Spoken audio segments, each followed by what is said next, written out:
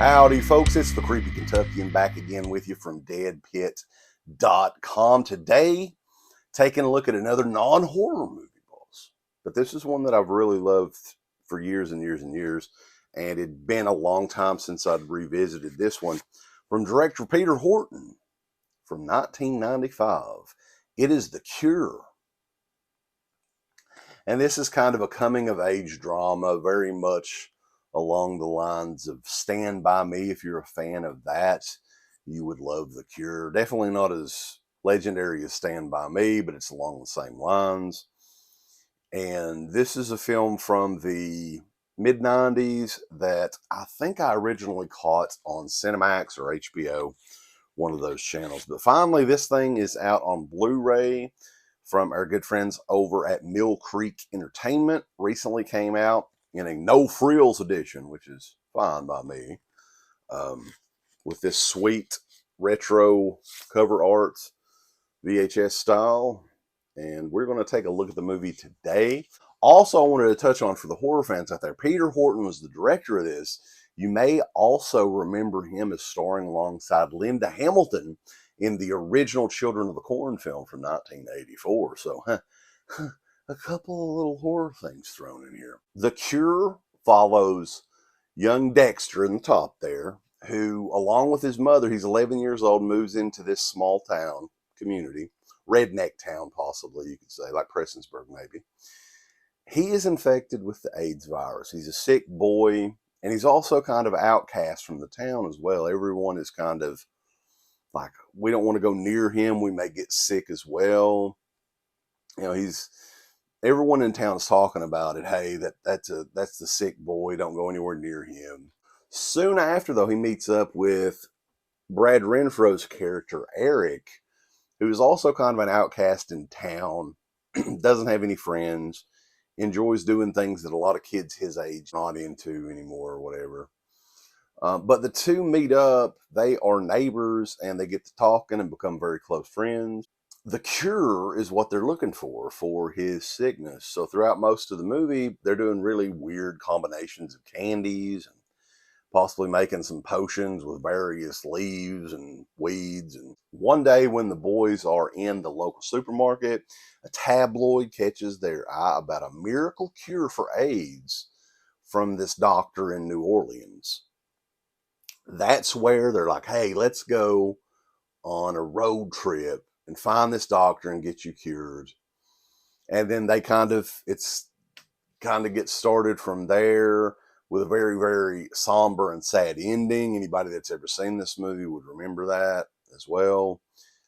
Some great performances in this movie, guys. Brad Renfro, everyone knows the story, you know, what happened with him and everything. It's very sad. Joseph Mazzello, who was in Jurassic Park, I think was the biggest movie he was in as a kid, but he was also in Radio Flyer a few years before this. Does a great job in this as well, was a great child actor too. Fans of the movie Mommy Dearest would also recognize Diana Scarwood, who is Eric's mother, who's kind of abusive in the movie and doesn't understand things. Drinker, smoker, just kind of a cunt in the movie. And there are aspects of this movie in 2022 that people would not, it would just not be in a movie in 2022. Just the way things are now. Everyone's offended by everything. Some of the language in this movie would not be allowed in films today because everybody's upset about everything, like I said. But this movie is an excellent, I think it's an underrated coming-of-age drama. It's got a very sad ending, like I said earlier.